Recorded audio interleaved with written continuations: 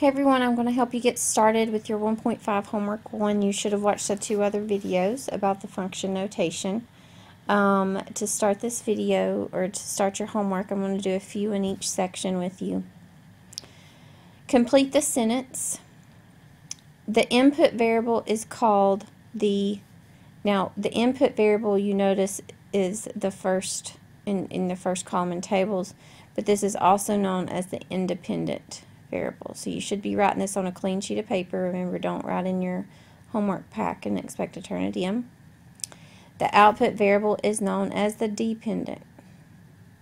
So that's something you should have known before you come to high school. Independent is the input or the x variable, and the output variable is dependent or the y variable. Okay, a function. A pairing of a function. So what this means is that it passes something called the vertical line test. So if the input's 1 and the output's 15, at 1 I go over to 1 and up 15, like an ordered pair, 115. And then I'm going to go to 320, and then 515, and then 720. So you can kind of see the pattern there. But the vertical line test says if I can draw a line and only hit one dot, then that means it is a function. So you can see that I have repeating, let me move this real quick. I have repeating y values, but that's okay because all of these were different. Okay? So, for example, if I had something like this and I graphed it, and I had an ordered pair of 1, 3, which would look like 1, 3, and then I had 1, 5, which would look like this, I can't have x values that repeat because they're matched to 2 different y values. So I would suggest plotting them and making sure that it passes the vertical line test. Okay, so tell whether the pairing is a function. This first one was a function because it passed the vertical line test. And you can check 4 and 5 on your own.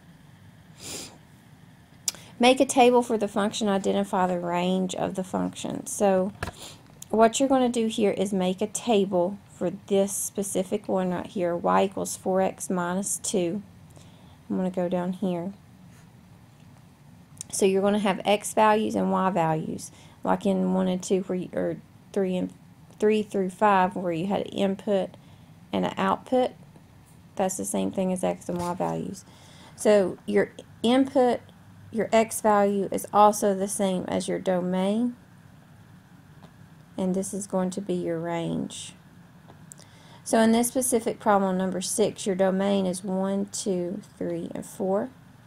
And your output is your y value. Your y value comes from putting the x value in there and then solving. So you're going to do 4 times 1 minus 2, and that would equal 2. And then 4 times 2 minus 2, and that would equal 6.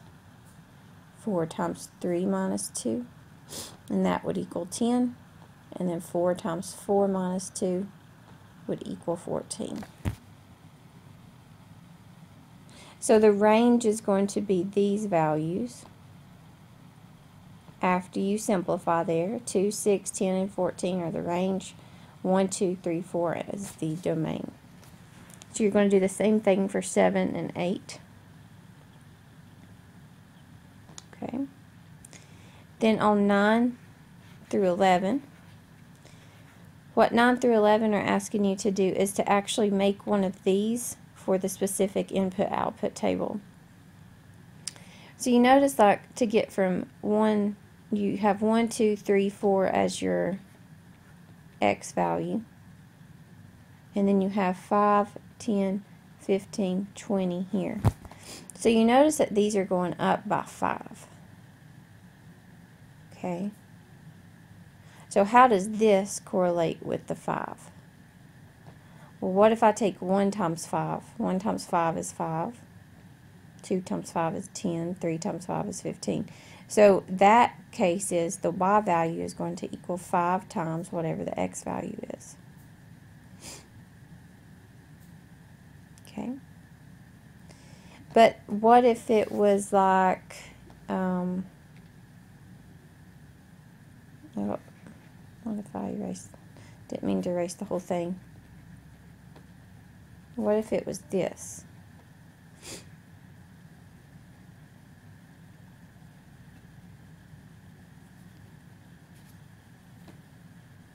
How do I get from 1 to 6? Well, you notice I'm still going up by 5 right here.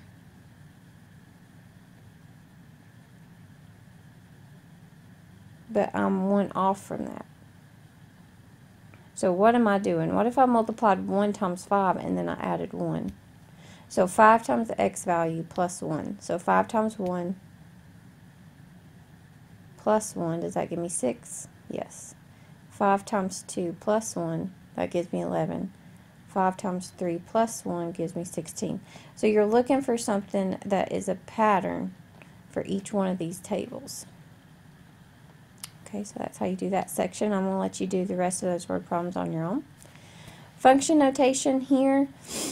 I'm going to do just a few of these. For example, if I ask you to do, I'm going to make some up here so I don't do the ones that are on your homework. What if I said do j of 5? Function notation, as you learned in those other videos, is I'm going to look at the j function, which is here, and for every x I'm going to put in a 5. So that 5, so that would become 2 times 5 plus 9. So j of 5 is the correct notation, and how you say that. It's 10 plus 9, and I can simplify that a little bit more and say that that's 19. So j of 5 is 19. Anything that I put there, so what if I put j of smiley face? So you'd have 2 times smiley face plus 9.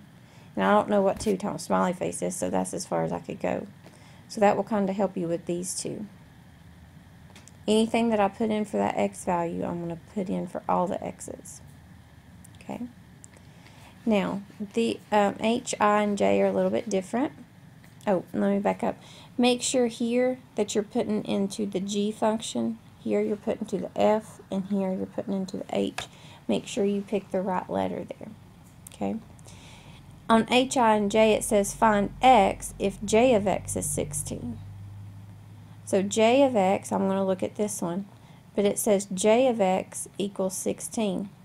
Well, if j of x equals negative 3x plus 1 as well, then that means 16 equals negative 3x plus 1. Because if j of x equals 16, then that 16 can replace all of this. So now I have to find x. And you should be able to do that by subtracting 1. You should remember that from last year. And then divide by negative 3. And you're going to get x equals negative 5. Okay? The next 2 and 3, it says fill in the table, then sketch the graph. This is the same thing as your input-output table. Here, you're going to put in the x value.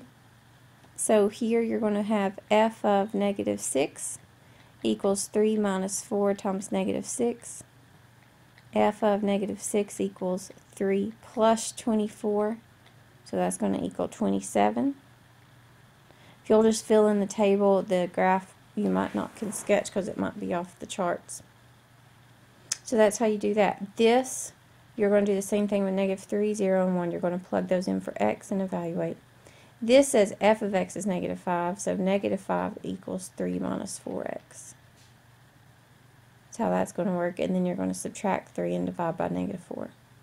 So that should get you started there. On this one, translate the following statements into coordinate points, then plot them. Remember, your f of x is the same thing as your y value. So what this has is anything in the parentheses is your x value, and these are all your y values. So this ordered pair would be negative 1, 1. This would be 2, 7, so on and so forth. So negative 1, 1 would be here. 2, 7 would be here. And then you can plot those. And on number 5, it's just asking you to find these values visually as opposed to finding them in an equation, f of negative 4. I'm going to go over to negative 4 and find where that point is.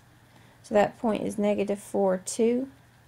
So f of negative 4, remember this is your x and this side would be your y value. Write that again. This is your x and this side would be your y value. So f of negative 4 is 2. Hope that helps on your homework. Make sure you do 1.5 homework 1 and 2.